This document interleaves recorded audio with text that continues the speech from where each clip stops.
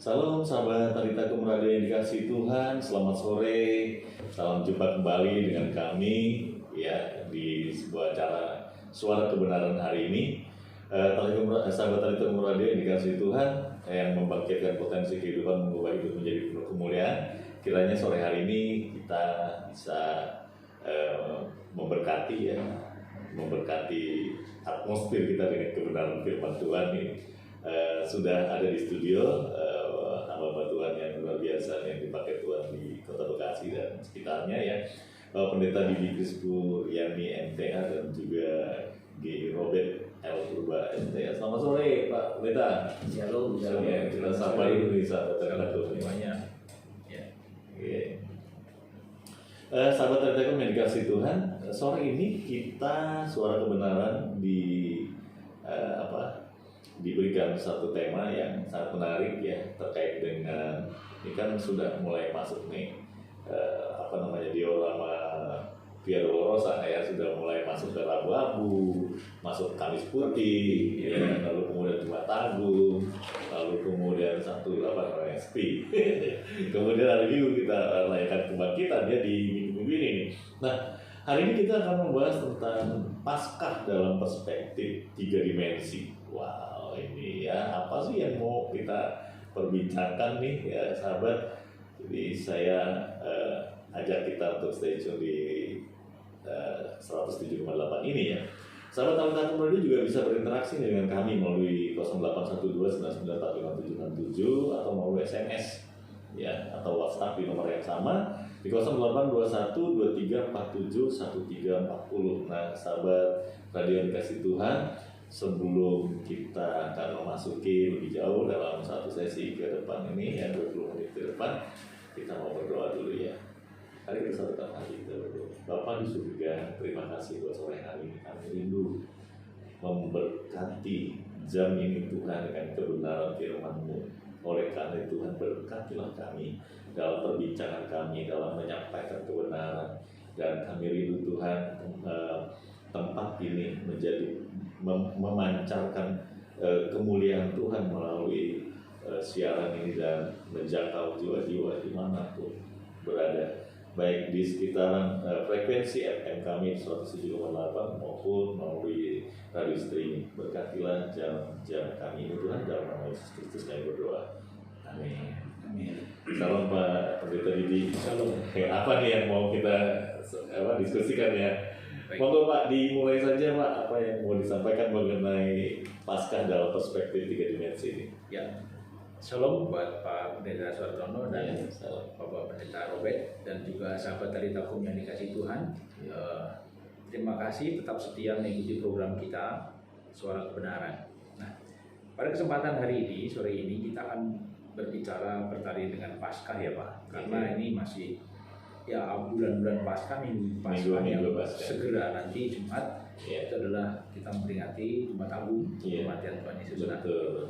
Kira-kira apa yang mau kita ambil pelajaran dari Paskah ini? Tentu dari tahun ke tahun kita sudah mengenal istilah Paskah, apalagi orang Kristen yang dari kecil sekolah minggu. Ini bukan, ini bukan hal yang baru ya. Bukan hal yang baru, tapi kita mencoba hari ini menyuguhkan sesuatu perspektif tentang Paskah yang tentunya harus memiliki implikasi kuat terhadap hidup kita sebagai orang percaya.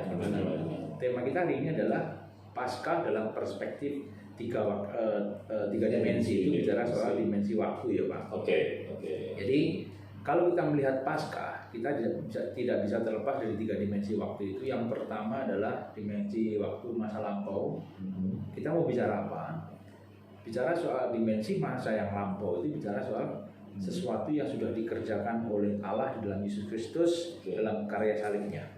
Nah, ini 2000 tahun 22 ya. Lebih 22. Kurang lebih 2000 tahun yang lalu. Kita sedikit lah, 2000 tahun yang lalu ya. Iya. Jadi Allah telah menyelesaikan bagiannya dan tuntas itu di dalam Yesus Kristus anak yang tunggal melalui karya salib. Maka dalam Yohanes 19:30 dikatakan begini, sesudah Yesus meminum anggur asam itu berkatalah ia, sudah selesai. Kalau dalam teks Alkitab mengatakan tetelestai, artinya tuntas, paripurna. Jadi Tuhan Yesus menyelenggarakan tugas kemesianikannya, kemesiasannya sebagai juru selamat tuntas dan paripurna. Itu bagian Tuhan sudah selesai, dan itu kita pahami sebagai jejak sejarah, tapi juga jejak iman orang percaya. Terus yang kedua, baru kita masuk pada dimensi yang kedua. Apa itu? Jadi berarti tadi yang dijelaskan Bapak itu adalah tahap dalam dimensi pertama. Yang pertama, jadi yang sudah diselesaikan Tuhan Yesus di kayu salib, gitu ya, itu tuntas. Nah, sudah terwisuda, tugas Tuhan Yesus selesai. Nah, gitu kan. Nah, sekarang masuk pada dimensi kedua. Apa itu? Masa kini. Setelah Tuhan Yesus sampai hari ini kita hidup. Apa itu? Kita akan lebih banyak bicara di sini nanti. Terus yang ketiga, itu dimensi ketiga, dimensi waktu yang ketiga adalah dimensi nanti di kekekalan, di langit baru, bumi baru, di mana Tuhan menyatakan diri yang kedua kali, dan kita bersama-sama memerintah bersama Dia. Itu betul. Itu yang terekam bahwa kita adalah ahli waris itu dalam Roma 8:17. Kita menjadi anak Allah dan memiliki dan menjadi ahli waris. Nah, tapi untuk menjadi ahli waris ada syarat, yaitu menderita bersama dengan Kristus. Nah, kita akan lebih banyak berbicara di dimensi kedua karena ini yang sedang kita lakoni, ini yang sedang kita jalani.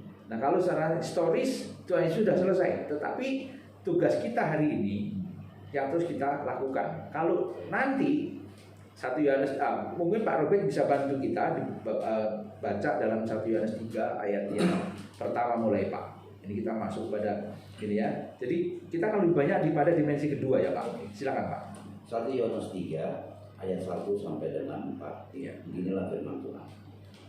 Lihatlah betapa besarnya kasih yang dikaruniakan Bapa kepada kita, sehingga kita disebut anak-anak Allah.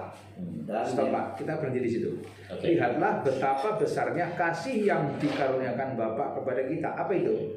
Yesus Kristus di dalam karya salib, dalam kematiannya di atas kayu salib, sehingga kita disebut anak Allah. Lihat, karya Tuhan Yesus memungkinkan kita untuk menjadi anak-anak Allah. Amin. Nah, terus Pak, silakan Pak. Dan memang kita adalah anak-anak Allah. Ada di situ, dan memang kita adalah anak-anak Allah. Kapan? Sejak Tuhan Yesus menyelesaikan karyanya dan kita percaya kepadanya. Gitu kan? Jadi jelas itu. Kan kita adalah anak-anak Allah. Risikonya apa? Coba kita lihat. Ya, lanjut Pak. Karena itu dunia tidak mengenal kita, sebab dunia tidak mengenal Dia. Ada konsekuensi logis ketika kita menerima hak sebagai anak Allah, maka dunia tidak dikenal. Karena apa? Gaya hidupnya berbeda. Gaya hidupnya berbeda, maka nggak bisa dikenalin. Kita tidak bisa kenal seseorang karena sekarang ketemu. Maka mesti mempelajari siapa beliau, siapa orang itu, baru kita kenal. Terus Pak, 2. Saudara-saudaraku yang kekasih, sekarang kita adalah anak-anak Allah. Sekarang kita adalah anak-anak Allah. Ini konteksnya Yohanes menulis pada abad pertama. De factonya gitu ya. Ya, jadi secara de jure, secara hukum ya, secara hukum sudah menjadi anak Allah ketika Kristus mati. Sekarang kita anak-anak Allah. Nah, kok sekarang ada istilah? Itu kan 2000 tahun yang lalu. Sekarang loh, memangnya siapa kita? Dulu itu siapa? Jelas kita adalah orang yang berdosa. Amin. Nah, terus Pak? Sekarang tetapi belum nyata keadaan kita kelak. Akan tetapi kita tahu bahwa apabila Kristus menyatakan dirinya, kita akan menjadi sama seperti Dia, sebab kita akan melihat Dia dalam keadaan yang sebenarnya. Ya, menarik sekali di sini. Sekarang kita anak Allah, tapi kita nggak tahu keadaan kita seperti apa. Yang jelas kita akan tahu setelah kita bertemu dengan Kristus. Setelah Kristus menyatakan diri, baru tahu keadaan kita seperti apa. Nah, ini jelas nih bicara soal dimensi 1, dimensi ketiga ada di sini. Nah, tadi ada dimensi kedua Pak. Dimensi kita hari ini ya, di mana kita tidak dikenal oleh dunia. Lalu step apa yang kita lakukan? 3 Pak. Setiap orang yang menaruh pengharapan itu kepadanya, menyucikan dirinya sama seperti Dia yang adalah suci. Yes. Ini masuk kepada ranah yang dimensi kedua tadi. Setiap orang yang menaruh pengharapan itu kepadanya, kepada siapa?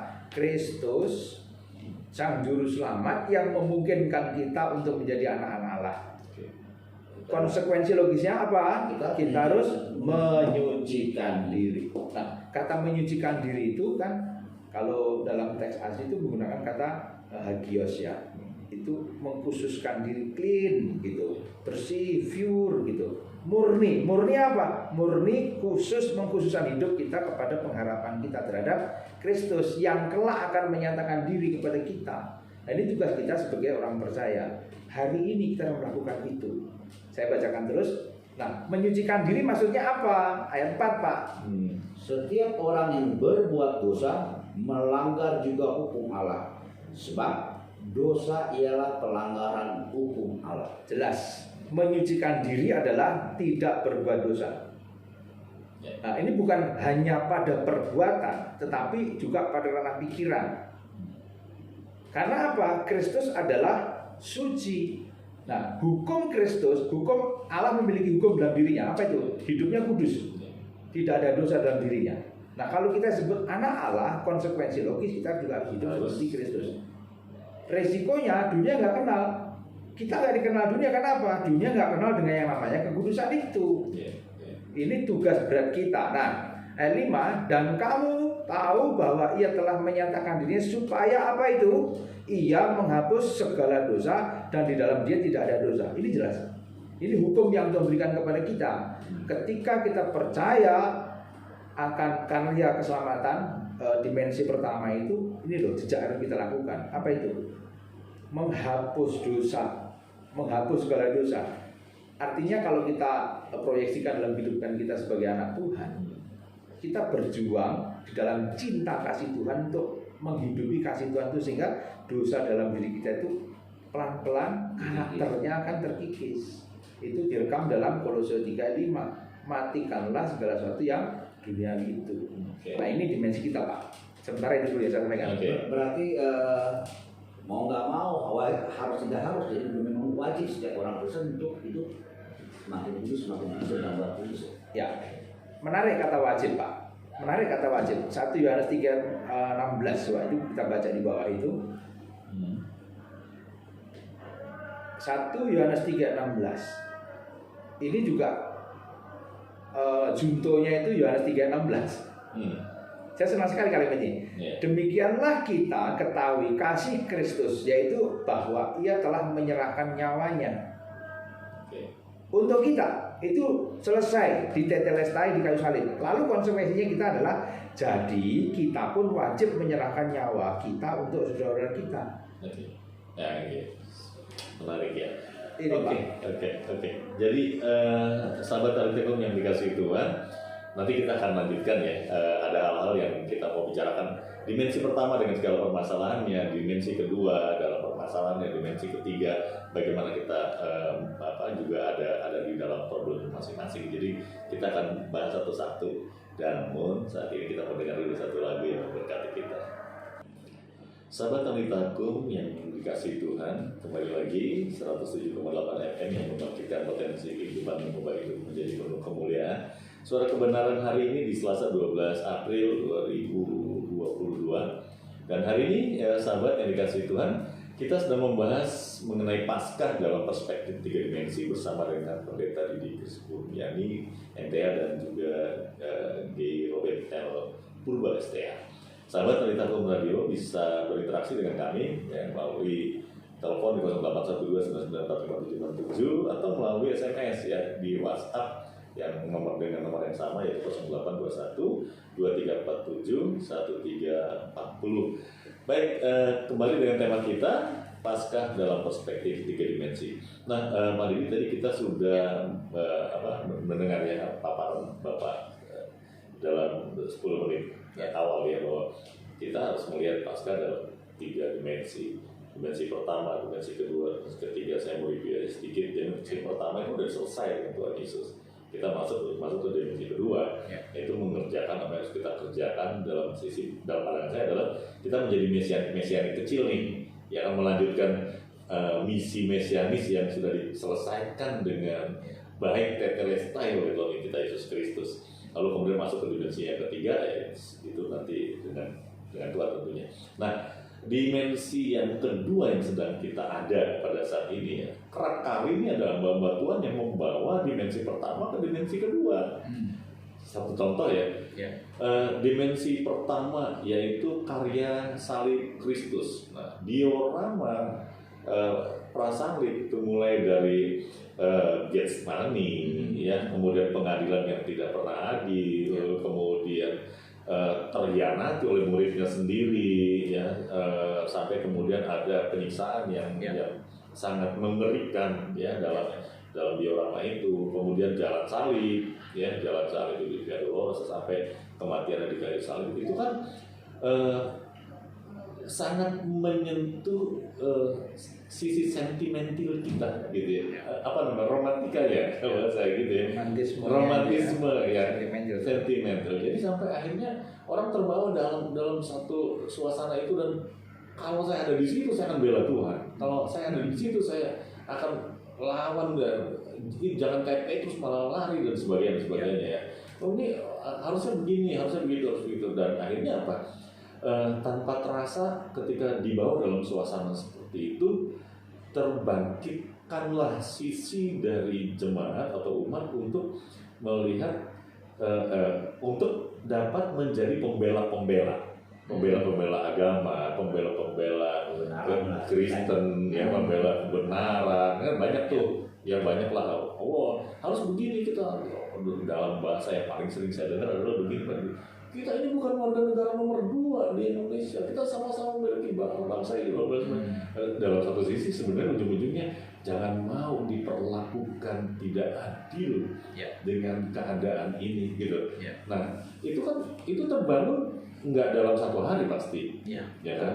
Nah, tanpa terasa tuh ketika itu disajikan di dalam dimensi kedua, ya, artinya gini, menarik dimensi pertama ke dimensi kedua, lalu kemudian disajikan menjadi doktrinasi atau ya apalah istilah yang paling tepat, ya, lalu didaratkan kepada umat, lalu umat terbangun sisi itunya, emosinya.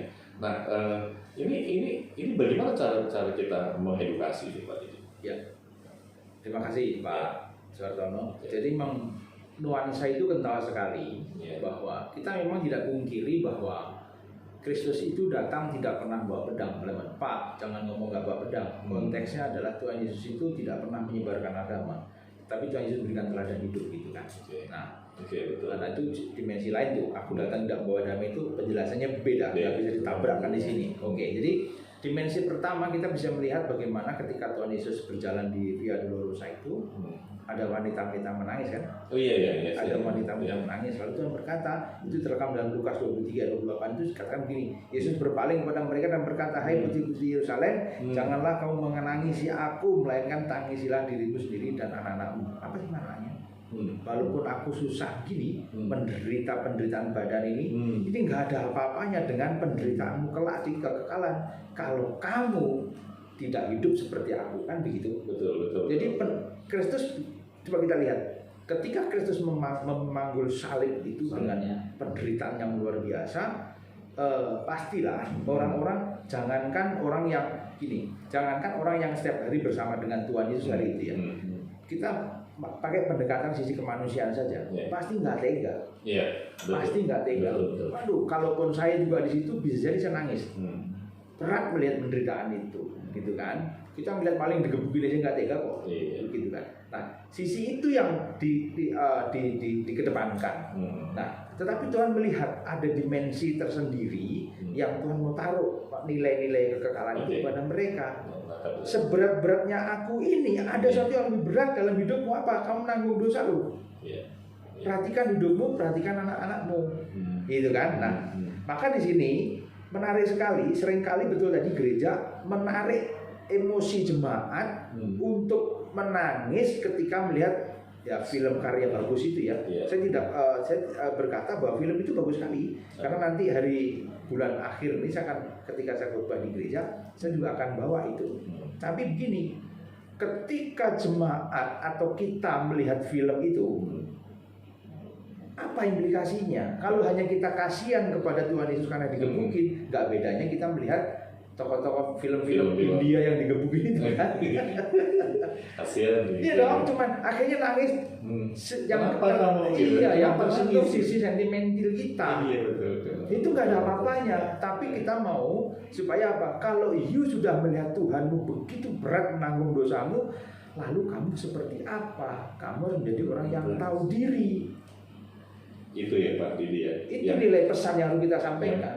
Jadi gini, antara sukacita dengan duka cita itu harus ada di tengah-tengahnya itu pengertian kalau menurut saya. Betul. Di tengah-tengahnya itu menyeberangkan itu. Jadi gini, Jadi jembatan iya, itu. boleh kita memperhatikan sisi itu kasihan ya. Tapi dari sisi yang lain, kalau dia nggak menyelesaikan itu, lalu siapa yang menyelesaikan gitu kan? Betul. Karena Mesias itu banyak. Paling terakhir itu Binyamin Netanyahu juga orang Israel mengatakan ini Mesias. Ya kan? Mesias yang mana?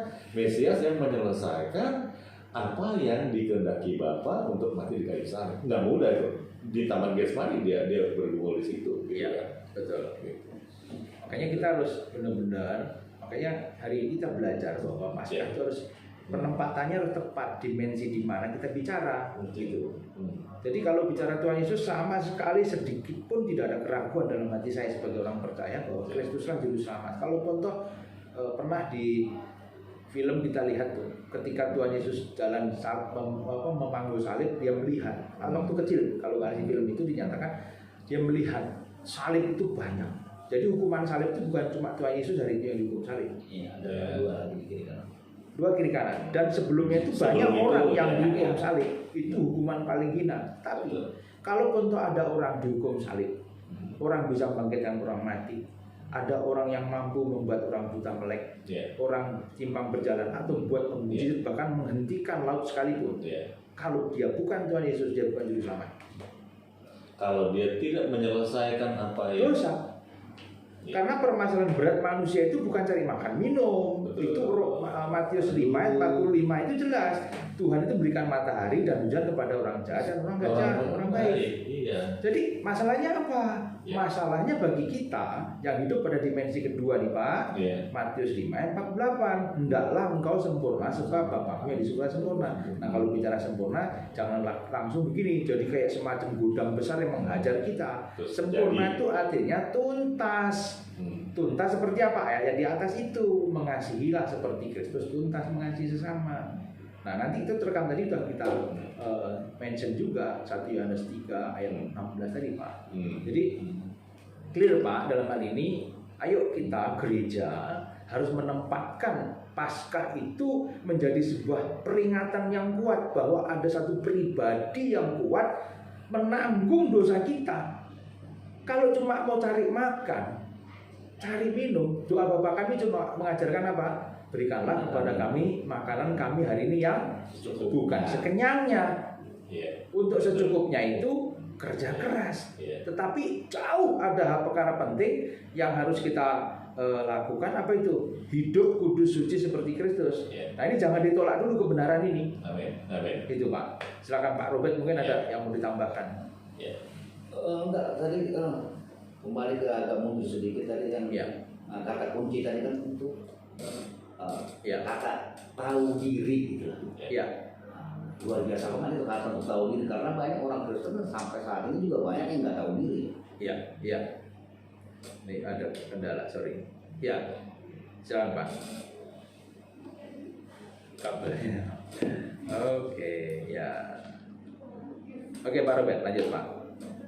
Tahu diri ya.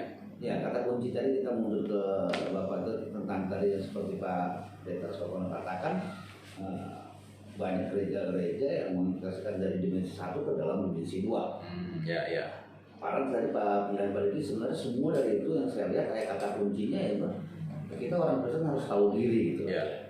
Nah, mungkin Pak Deddy bisa menjabarkan lagi mengenai Kata tahu diri tadi ya. arti ya tentang tahu Ya. diri itu untuk tanda kutip. Ya, ya, ya. Baik. Coba saya pinjam ini Pak. Ya. Ini kabelnya ada masalah nih kayaknya. Hilang-hilang ya.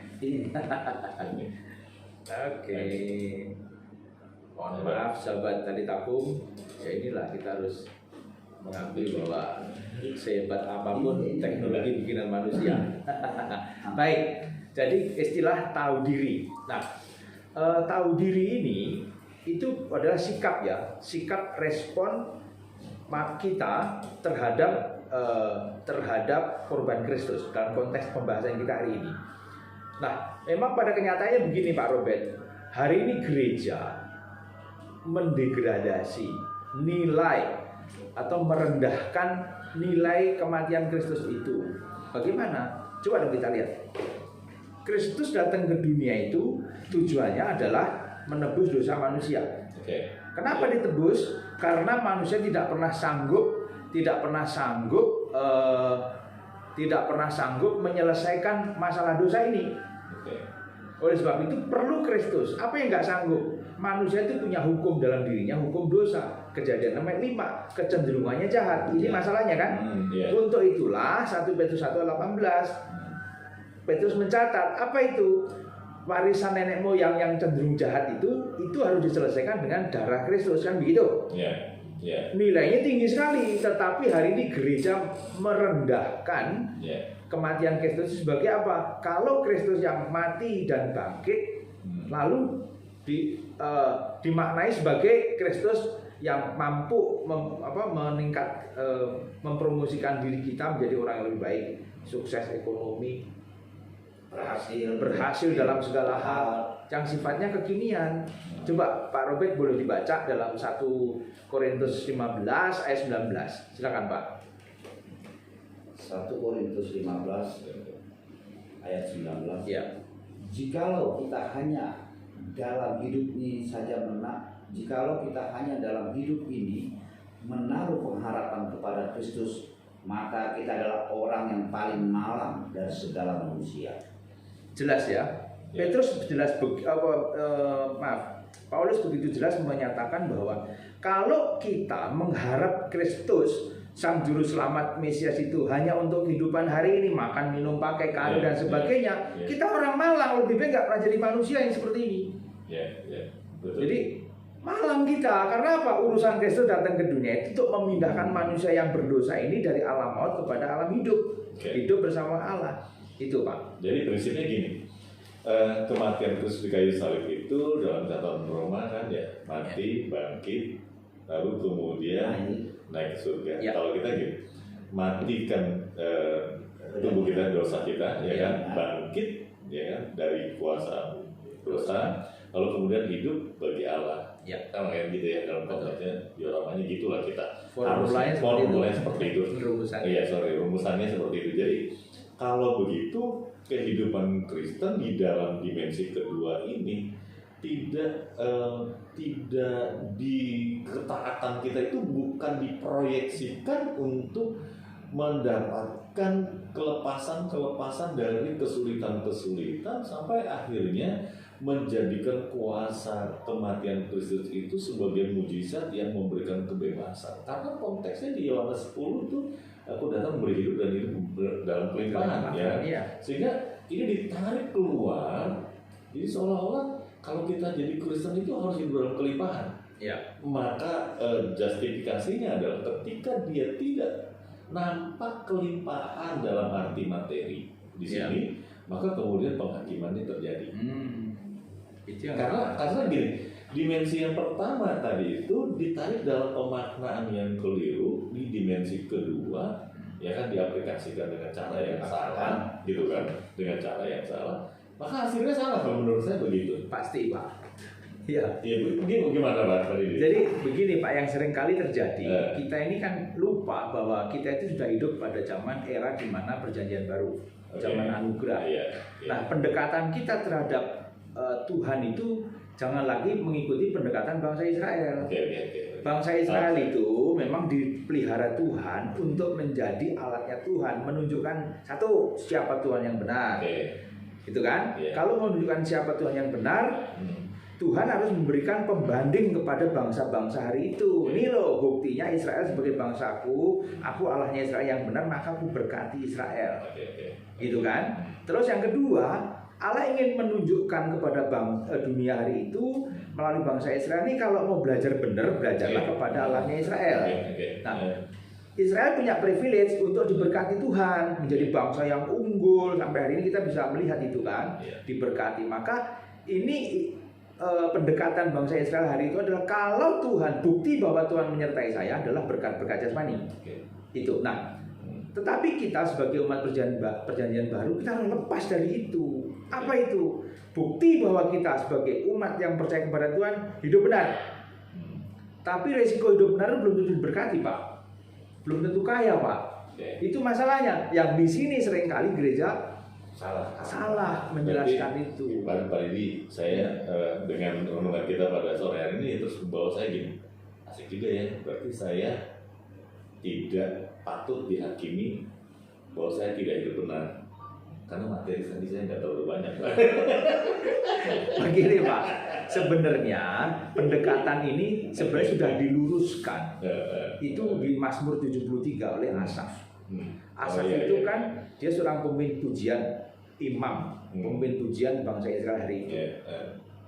Beliau tertumbuk dengan keadaan di mana satu, dia melihat orang fasik hidupnya gemuk-gemuk. Betul. Omongannya didengar, gitu kan? Waduh, temannya banyak.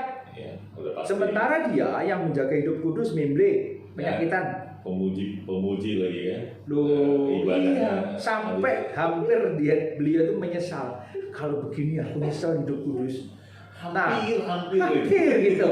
Nah, dia bilang gitu. Jikalau hidup kudus itu hadiahnya adalah mobil, panci, terus rice cooker, nggak usah hidup kudus Pak, jadi rampok aja cukup.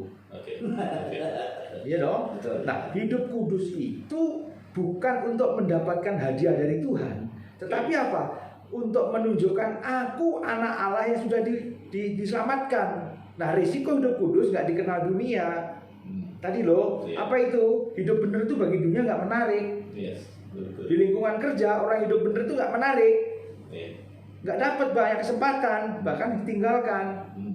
Nah, ini yang begini ini yang seringkali orang jadi Kristen, dia dua tuan. Aku ingin jadi Kristen supaya diberkati, itu pasti dagingnya yang dikedepankan. Maka dia sakit nih ketika dengar khotbah seperti ini, sakit hati. Males gitu. Aduh, tahu begitu Bu, bisa ngapain bener. Iya benar. Makanya ada Pamim mengatakan bahwa orang Kristen harus berbeda dengan orang-orang dunia. Berbeda bukan hanya kebiasaan ya Pak. Kalau kemarin mabuk sekarang udah enggak. Loh, dunia pun juga bisa kok. Hipnosis itu ilmu yang bisa menghentikan pemabuk dalam waktu sesaat. Tetapi ya betul. Jadi Kristen itu bertobat itu apa sih? Berhenti dari jahat, kembali ke jalan yang benar. Nah, proses yang berat adalah berhenti dari kejahatan, terus kembali kepada Allah, jalan benar. Nah, ketika kembali berjalan ke arah Tuhan itu kan ada memori-memori daging itu loh. Mabuk tuh enak, judi tuh enak, berzina tuh oke. Nah, sementara Tuhan, hei hidup kudus ya, lurus ya, aku mati untuk itu, aku teladanmu. Berat Pak. Ini nggak menarik nih Kristen kalau seperti ini. Kalau apa? Yang dibawa adalah untuk mendapatkan keuntungan kekinian tadi, jasmani tadi. Betul. Itu jadi rusak Kristen selama ini begitu Pak. Padahal, nah ini Pak, jadi juga ini juga fenomena juga ya. Kristen kemudian mengaplikasikan kasih di dimensi yang kedua ya, mengaplikasikan kasih Allah yang telah dinyatakan dalam Kristus Yesus. Lalu kemudian ketika Kristen melakukan tindakan-tindakan kasih yang nyata itu, ya kan orang menstigma bahwa kalau jadi kalau kita mau jadi Kristen pasti ada dukungan-dukungan materi seperti itu, support dari orang-orang di sekitar kita Kristen, dapatkan bantuan dan sebagainya. Lalu akhirnya dikenal dengan istilah Kristen mie instan, ya Kristen sembako dan sebagainya. Ini kan akhirnya merusak pemahaman karena ternyata nggak tahu persis bagaimana kehidupan di dalam dimensi kedua sebagai implementasi kasih itu ya. Betul. Nah ini gimana nih Pak apanya ya? Oke, menyikapinya ya. Tapi Pak, ini kita simpan dulu. Ya. Kita mau dengarkan dulu satu lagu yang memberkati kita pada sesi ini. Oke, kita berkati. Sampai jumpa ya di dimensi kedua, ketiga. Kembali lagi di Talitakum Radio 107,8 FM yang membangkitkan potensi kehidupan, mengubah hidup menjadi penuh kemuliaan. Sahabat Talitakum yang dikasihi Tuhan, kita masih ada di satu program Suara Kebenaran hari ini, Selasa 12 April 2022, dan hari ini kita sedang membahas tentang Paskah dalam perspektif 3 dimensi, ya, bersama dengan Bapak Pendeta Didi Kris Kuryani MTA dan juga Gay Robert L. Purba STH. Sahabat Telegram Radio juga bisa berinteraksi dengan menghubungi di 0812994567 atau melalui SMS, ya, atau WhatsApp di nomor 082123471340. Saya ulangi, melalui SMS atau WhatsApp di 082123471340. Baik, kembali lagi dengan tema kita, Paskah dalam perspektif 3 dimensi. Baik, Pak Pendeta Didi, ya, tadi kan saya sebelum kita mengakhiri sesi yang kedua, saya mau bertanya tentang itu. Bagaimana menjawab tentang permasalahan, ya, ketika dimensi pertama dibawa ke dalam dimensi yang kedua, yaitu mengenai kasih Tuhan. Ketika Allah mengasihi, maka kasih itu ditandai dengan memberikan anak yang tunggal supaya barang siapa yang percaya tidak binasa melainkan boleh hidup yang kekal. Nah, kasih Allah ini kan final, ya, udah clear lah, nggak usah dibahas tentang kasih Allah gitu. Nah, kemudian Tuhan menghendaki kita juga melakukan tindakan kasih kepada Allah maksimal, kasih kepada sesama seperti diri kita sendiri. Nah, ketika orang Kristen nih, ya, mengimplementasikan kasih Allah itu dengan pemberian-pemberian, ini disalah mengerti bahwa itu adalah upaya kristenisasi, ya. Sampai kemudian ada orang-orang yang tertarik dengan kehidupan Kristen, lalu kemudian tidak jadi Kristen, lalu kemudian orang dicap seperti itu. Kamu Kristen instan, Kristen sembako, Kristen gitu. Nah, tetapi ternyata setelah orang pindah masuk ke Kristen dan dia mereka juga enggak, ternyata saya dituntut untuk melakukan hal yang sama, bukan saya mencari lagi dengan orang lain dari yang pernah saya dapatkan misalnya, gitu ya. Karena ternyata dari orang-orang yang sebut saja misalnya dari orang-orang miskin yang kemudian menjadi Kristen, ternyata dituntut juga untuk melakukan hal yang sama kepada orang lain. Dan ini gimana cara mengedukasi dan Baik, jadi bagaimana kita menyikapi kesalahpahaman tentang perbuatan kasih itu, ya. Nah, baik Pak. Yang pertama adalah bagaimanapun juga orang percaya itu harus mengemban amanat agung itu. Jadikanlah semua bangsa muridku. Itu kan jelas. Jadikanlah semua bangsa muridku. Jadi spirit yang dibangun adalah menjadikan semua bangsa murid. Nah, apa sih spirit apa yang kita bangun sebelum kita menjadikan semua bangsa murid? Yang pertama dari kita adalah meyakini siapa Yesus. Bahwa keyakinan kita terhadap kematian dan kebangkitan Kristus itu.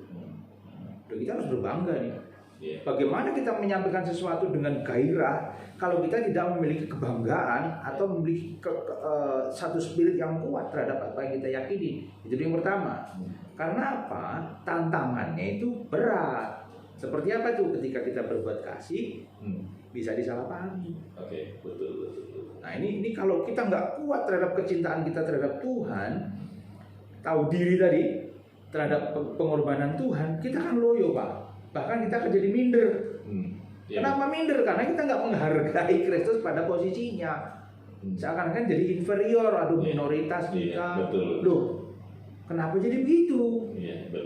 Makanya kita sebagai orang percaya harus tahu tujuan kita apa dan siapa Tuhan kita. Nah, terus yang kedua, bagaimana menyikapi perbuatan kasih kita yang disalahpahami? Yang pertama, yang kita perpahami ini, Yohanes 1 itu ayat 11 itu begini kan. Dia datang kepada milik kepunyaannya. Ayat di atasnya itu dikatakan segala sesuatu dijadikan oleh Dia. Gitu kan. Berarti kan manusia itu Tuhan yang menciptakan, Kristus di dalam Kristus. Tapi ketika Kristus datang sebagai manusia ditolak. Padahal kedatangan Tuhan Yesus jelas gitu kan? Ayat 12, tetapi semua orang yang menerima diberinya kuasa. Loh, Tuhan Yesus datang dari surga menjadi manusia itu untuk memberikan kuasa atau privilege kepada orang yang percaya. Kenapa ditolak? Ya silahkan saja, itu risiko Anda. Gitu. Tugas kita apa? Kristus menyatakan kebaikannya sampai nyawanya putus. Kristus untuk menyatakan cintanya kepada orang yang menolaknya sampai nyawanya putus. Bukan angkat pedang lalu bela diri.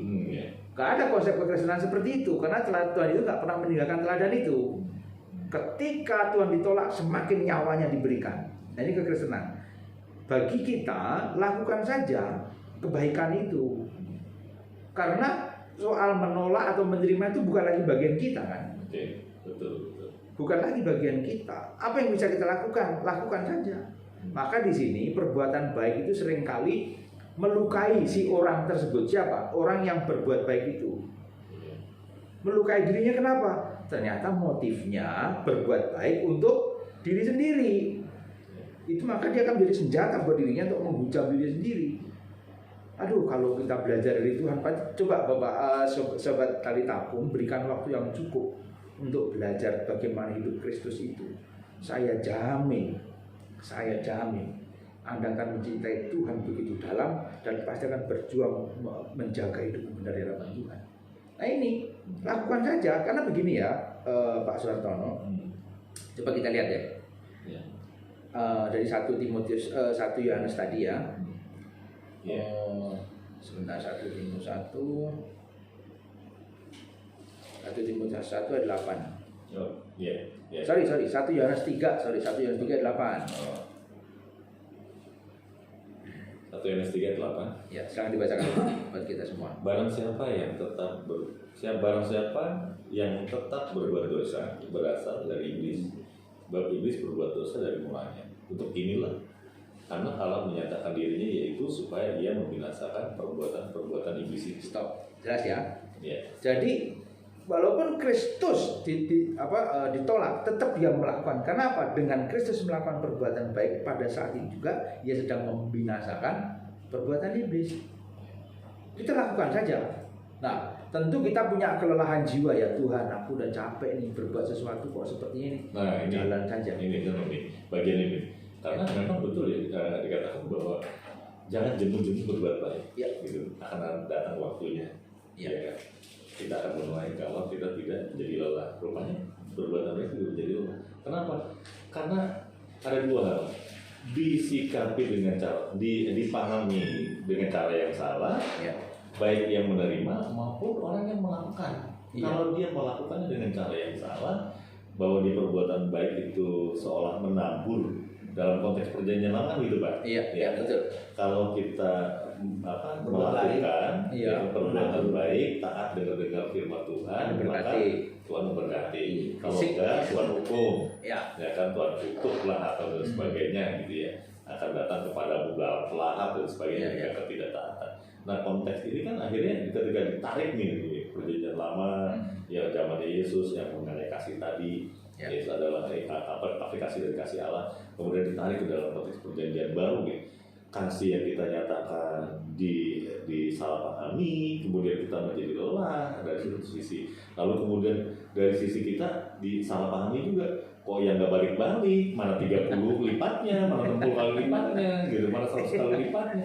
Ini kan berarti udah salah satu semua nih Pak, kalau udah kayak begini nih Pak. Betul. Gimana Pak? Jadi seringkali Pak, saya meminjam aja kalimat ini, mohon kalau kurang tepat, mohon dikoreksi. Kita itu hidup sebagai orang percaya yang hidup pada zaman perjanjian baru begini, umat dalam kasih karunia, tapi job desk kita itu, job desk-nya bangsa Israel yang kita pakai. Kita tidak punya job desk sendiri. Job desk-nya bangsa Israel dan kekristenan itu beda jauh, beda langit dan bumi. Job desk-nya Israel jelas dipilih untuk jadi semacam mercusuar kebenaran Tuhan tuh pada bangsa-bangsa pada waktu itu. Prototype. Iya, prototype. Oke, maka Tuhan membuktikan bahwa dia umat pilihan diberkati. Hari ini kita nggak bisa begitu. Karena apa? Faktanya hari ini orang yang punya duit itu bukan cuma orang Kristen, orang yang nggak ngerti persepuluhan, orang yang membakar gereja, orang yang menganiaya kekristenan, kaya mereka. Duitnya jauh lebih banyak daripada yang berdoa habis-habis ya.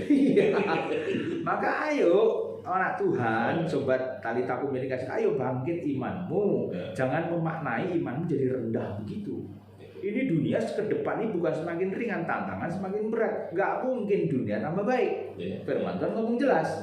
Maka job desk kita harus jadi job desknya orang Kristen, bukan lagi job desknya bangsa Israel. Kita udah nggak nuntut-nuntut begitu, gitu kan?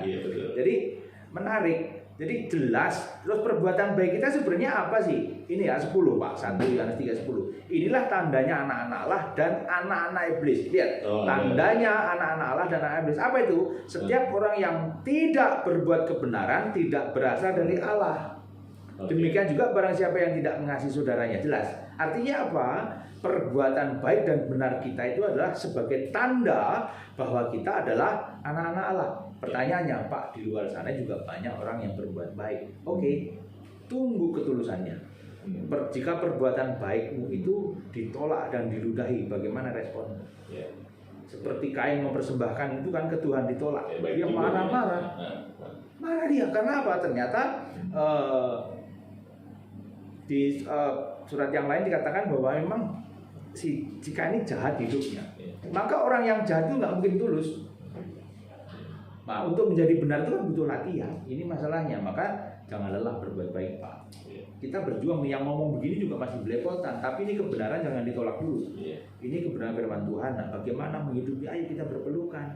Ayo saling menopang. Maka kalau ada saudara kita, sahabat kita salah, jangan lalu hakimi. Peluk dia. Hidup bersama dalam kebenaran itu jauh lebih manusiawi daripada kita menghakimi. Seringkali gereja itu kan jadi tempat pengadilan. Untuk menjatuhkan vonis ini, vonis itu. Aduh, capek Pak bekerja begitu. Demikian Pak Robert. Mau tanya kan sesuatu atau gimana? Sebentar. Oke, ya. Jadi kalau gitu Pak, jadi saya teringat dengan nggak mungkin kita gini sebelum kita closing ya. Sekali lagi diuraikan tentang dimensi pertama, dimensi kedua, dimensi ketiga, baru kemudian buat closing statement. Nanti saya katakan. Baik, yang dimensi pertama adalah kita mengacu kepada korban Kristus yang sudah tuntas. 2000 tahun yang lalu, sejarah mencatat baik itu sejarah Alkitab maupun sejarah pada dunia hari itu. Tidak terbantahkan. Soal percaya atau tidak, itu anugerah Tuhan. Kita bersyukur hari ini ada di gerbong di mana kita mempercayai itu. Itu sudah tuntas. Yang kedua, kita bagaimana menghidupi korban Kristus itu yang tadi kita gunakan sebagai istilah tahu diri. Menghidupi korban Kristus yang seharusnya beliau yang nggak perlu turun ke dunia bahkan masuk alam maut, tapi demi cintanya kita beliau menunggu kita sampai di alam maut. Kita dicegat di alam maut, balik kanan, ayo balik ke rumah Bapamu. Nah, ini hebat. Maka hidup kita harus benar-benar bisa dirasakan kiri kanan kita. Dengan apa? Kalau kita berharap kepada Kristus yang membangkit itu, maka kita harus menjaga hidup kudus. Nah, terus yang ketiga, Tuhan itu tidak pernah mengiming-iming berkat jasmani. Tapi berkat jasmani sudah digelar Tuhan secara masif. Buat setiap orang yang dilahirkan ke bumi punya hak untuk menerima berkat secara umum, matahari dan hujan yang sama. Nah, lalu bagian kita apa?